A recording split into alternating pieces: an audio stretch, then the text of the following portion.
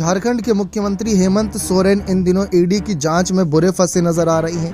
जहां ईडी ने उनको 10वां समन भेजा है, तो वहीं दूसरी तरफ इस बार यह कह दिया है साफ तौर पर कि अगर आप ज़्यादा व्यस्त हैं और आप पेश नहीं हुए तो हम ही आपके घर पर पेश हो जाएंगे। मतलब ईडी के पास अब कोई ना कोई ऐसा सबूत होगा या कोई ना कोई ऐसा बयान या कुछ ना कुछ ऐसा होगा जिसके चलते वे हेमंत सोरेन के खिलाफ लगातार शिकंजा कस रही हैं।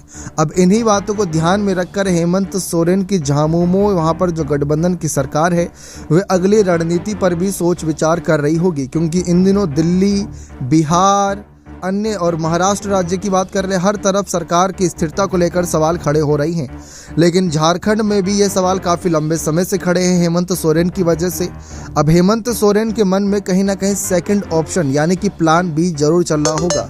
प्लान बी में आखिर क्या ही विचार लेकर चल रहे होंगे हेमंत सोरेन, यह भी जान लेते हैं कि वह किसको आगे बढ़ाने का काम करेंगे। क्या अपनी बहन को आगे बढ़ाएंगे या अपने भाई को आगे बढ़ाएंगे, या इस बार कांग्रेस या किसी अन्य दल से किसी को मौका देंगे, या फिर अपनी पत्नी कल्पना सोरेन को आगे बढ़ाएंगे। सबका यही मानना था कि अगर ऐसा कुछ होता है तो जैसा बिहार की सत्ता में LR फैक्टर लागू हुआ था, लालू राबड़ी का फैक्टर, यानी कि जब लालू जेल गए थे तब राबड़ी देवी को आय कर दिया था, लालू यादव ने अपनी ही पत्नी को आय कर दिया था ताकि सत्ता में उनके ही परिवार की स्थिरता बनी रहे। उसको ध्यान में रखकर ठीक वैसे ही हेमंत सोरेन पर अगर कल कोई नौबत आती है, हम ये नहीं कह रहे कि वे गिरफ्तार होंगे, हम ये नहीं कह रहे कि वे ईडी की जांच में फंसे हैं, हम यह भी नहीं कह रहे कि उनके खिलाफ कोई सबूत है।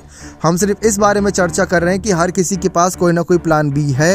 हर पार्टी प्लान बी पर गौर करती है, क्योंकि अचानक से अगर मुसीबत आन पड़ी तो मुसीबत हो सकती है। और इस बार ईडी ने जो कहा है वह और ज़्यादा गौर करने वाला है, क्योंकि हेमंत सोरेन ने मार्च के महीने तक का वक्त मांगा था कि मार्च के महीने के बाद ही वह फ्री होंगे। लेकिन ईडी ने जो इस बार कहा है कि अगर आप नहीं आए, आपने समय नहीं निकाला, तो हम ही आपके पास आ जाएंगे। यानी उनके पास कोई ना कोई सवाल का जवाब होगा या कोई ना कोई सबूत होगा। इसकी वजह से ही वह इतना एक्शन में नजर आ रही हैं। और गिरफ्तारी की आशंका तो हेमंत सोरेन ने काफ़ी लंबे समय से ही अपनी खुद ही जता रखी है कि लोकसभा चुनाव से पहले प्रचार करने से रोकने के लिए उनको लगातार ईडी उनको शिकंजा कसेगी, अन्य जांच एजेंसियां उन पर शिकंजा कसेंगी ताकि उनको गिरफ्तार करके चुनावी मैदान में न उतारा जा सके।